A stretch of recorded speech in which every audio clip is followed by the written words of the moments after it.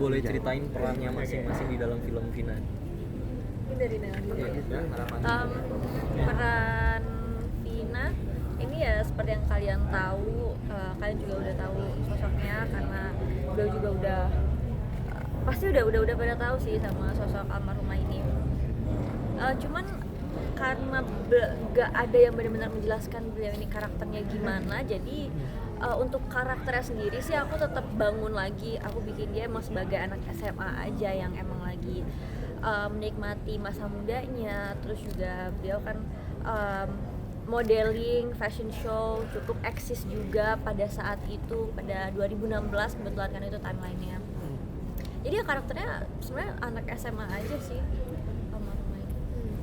Kalau untuk Linda sendiri, dia kan nggak salah Vina itu anak baru ya?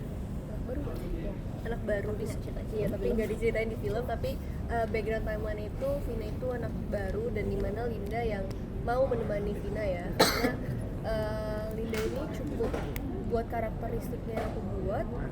Linda setia kawan dan tapi dia sangat berbanding terbalik dengan Vina, karena kalau Vina sendiri yang eksis, Linda yang hanya cheer di belakangnya. Jadi dia mendukung apapun yang Vina lakukan dan pastinya dia menjadi tempat curhatnya Vina dan ya, juga sempat dibully. Dan dimana ada Vina di situ ada Linda dan Linda juga nggak segan-segan untuk stand up buat Vina, dan karena mungkin itu yang bikin ikatan Vina dan Linda itu sangat amat kuat ya, sampai akhirnya mereka dipertemukan kembali saat almarhumah sudah meninggal. Maksudnya Vina yang memilih Linda untuk memasuki. Jadi menurut aku Linda itu sangat dekat sekali dengan almarhumah, dan tetapi beda dengan Vina, Linda sangat menyimpan rasa dan dia jadi sebenarnya tahu apa yang terjadi, tetapi dia akhirnya memutuskan untuk speak up, dan itu karena kejadian yang itu sih.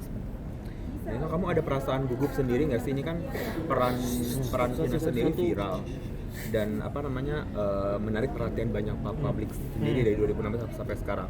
Kamu ketika di dapur ada perasaan kayak aduh gugup kah atau mungkin beban kah, seperti apa? Kebetulan juga ini film pertama aku sebagai pemeran utama, pasti tantangan ada, rasa gugup juga nggak mungkin nggak ada. Cuman seperti yang tadi aku udah bilang juga sebelumnya waktu pas lagi launching tadi, awal tuh aku ngerasa aku sempat ragu, aku sempat mau nolak ini karena aku ngerasa aku kayaknya belum mampu deh. Cuman setelah ngobrol lagi dan aku juga ketemu sama keluarganya, dan mereka juga bilang kalau aku yang paling mendekati misalnya secara fisik mirip sama almarhumah, jadi harusnya itu bisa membantu buat yang nonton juga untuk lebih relate lagi ke ceritanya.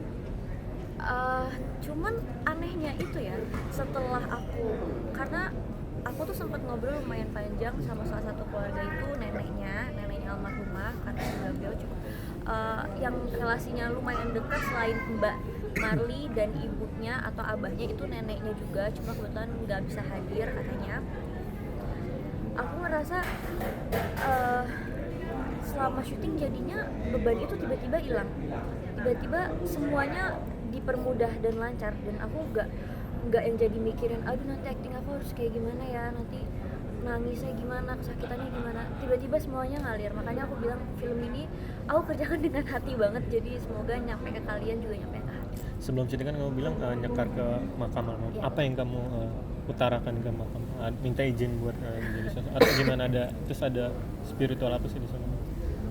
Waktu ziarah aku lumayan ada obrolan cukup panjang, karena emang ya itu sebenarnya lebih apa yang aku rasakan.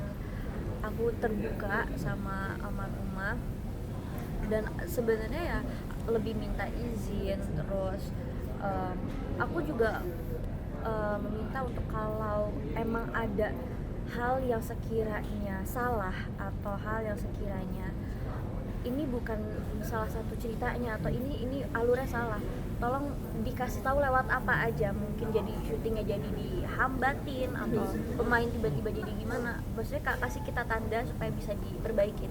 Tapi ternyata selama syuting sih lancar-lancar aja, jadi aku rasa almarhumah juga terbantu, apalagi dengan setelah nonton ini harusnya juga lebih banyak doa lagi yang mengalir. Jadi ya Ya dalam film ini kan salah satu adegan yang viralnya itu adalah saat kemasukan ya, Kesurupan. di mana almarhumah itu ingin meminta keadilan atau pertanggungjawaban. Pada saat kalian memerankan itu, apakah rasa ingin menuntut keadilan itu masih ada tuh? Terutama Gisel sih, karena Gisel yang merasa sangat kesurupan.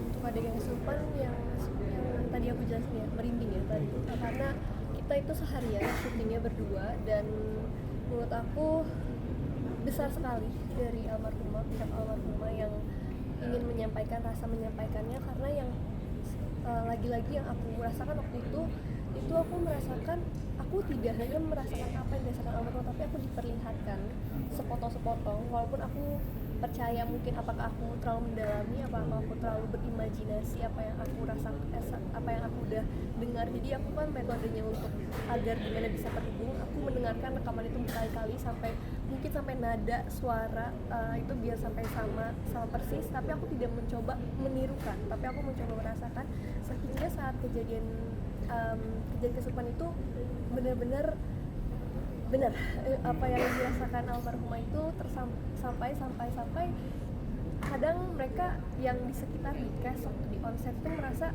bisa oh gak apa-apa karena aku lost, karena yang dirasain waktu itu kan aku pakai softline putih, jadi aku nggak ngeliat apa-apa, jadi yang aku rasa aku cuma ngeliat adegan yang aku nggak tahu sekiranya itu emang disampaikan oleh almarhumah atau bukan, tapi seperti itu sih. Jadi emang besar sekali menurut aku apa yang harus, dan menurut aku untuk penonton ini sangat amat triggering ya filmnya, jadi disiapkan juga yang ingin nonton, karena pesan yang kita ingin sampaikan bukan hanya sekedar horor aja, tapi kita menyampaikan bahwa ini loh dampak dari bullying, ini dampak dari kekerasan seksual, dan jika dibiarkan itu dampak yang afternya, before dan afternya, dan di kejadian itu seperti itu. Misalkan kamu terlihatnya lebih sensitif dibanding Naila dalam proses syuting ini, apakah yang kamu rasakan baru-baru di film ini atau di film-film kamu sebelumnya kamu udah sensitif?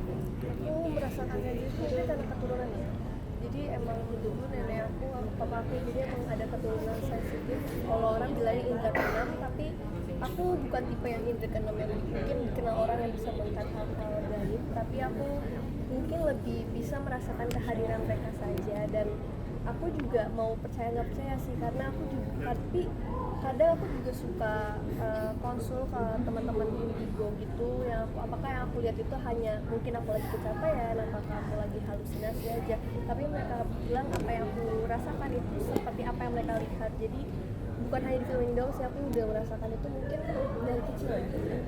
Tapi di film ini lebih berasa dibanding film lain apa gimana? Di sini lebih berasa karena ikatan batin dengan almarhumah yang kita buat sih, karena kita juga dulu kita waktu itu Om Prit ngasih saran kalau kita naruh foto almarhumah di balik skripnya. Ada metode seperti itu. Kalau aku sendiri sih nggak pakai metode itu, jadi kalau aku pakai metode yang mendengarkan audio itu berkali-kali.